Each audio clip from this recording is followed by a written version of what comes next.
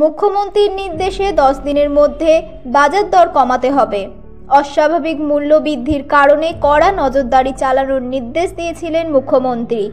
এরপরই tax force Kolkata পুলিশের enforcement branch যৌথ উদ্যোগে শহরের বিভিন্ন বাজারে হানা দিচ্ছে। সবজির দাম অতিরিক্ত নিলে চলছে ধমক, ব্যবসায়ীদের জেলে ভরে দেওয়ার হুমকি। তবে বিগত কয়েকদিন ধরে বাজার পরিদর্শনের জোরে দাম কমাতে শুরু করেছে। নজরদারি থাকলে যে বাজার দর নিয়ন্ত্রণে থাকে তেমনটা মানছে টাস্ক ফোর্সের অন্যতম সদস্য রবীন্দ্রনাথ কোলে। নজরদারির অভাবে এতদিন ছিল আকাশ ছোঁয়া বাজার দর। 8 টাকা সরকারি ঠিক আছে, 10 টাকা শহর, 60 টাকা বাজারে। টমেটো কত? টমেটো 70 টাকা। হ্যাঁ 70। ও টমেটো আমাকে 80 বলেছে, কিন্তু চড়া দাম। ওখানে ওই একই তো, এরা সব ওইখানেই ছিল, ওইখান থেকে এই বাইরে ছিল, সামনে ছিল। এই মার্কেটটা যখন ডেভেলপ হয়, মুখ্যমন্ত্রী উদ্যোগে এই ডেভেলপমেন্টটা হয়েছিল, সেই সময় সামনে থেকে ওদেরকে এই রাস্তায় দিয়েছিল।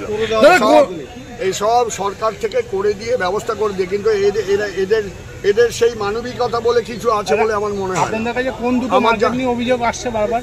সাউথ ক্যালকাটায় গড়িয়াহাট মার্কেট আর এই লেক মার্কেট, এটাই অভিযোগ। এই অভিযোগটা নিয়ে আমাদের এখানকার লোক, বহু লোক বলেছে, আমাদের ব্যবসায়ী সংগঠনের যারা আছে যুক্ত, তারাও বলছে যে এরা কমাচ্ছেই না, না কমালে আমরা ওসিকে বলেছি ব্যবস্থা নেবে। চলো 30 টাকা 36 টাকার মালটা 70 টাকা দিচ্ছে, মানে ডবল। ব্যবসায়ীরা চলে আসে, এটাকে আপনার দিকে দেখে দোকানদারির সময় দোকানে দেখলো এত লোকজন, পুলিশ টুলিশ তোমাদের দেখে চলে গেল। ওখান থেকে চলে গেলে যাবে কোথায়? পালাতে পারবে? দোকান থেকে খুলে যেতে পারবে? চলো দেখো যে সময়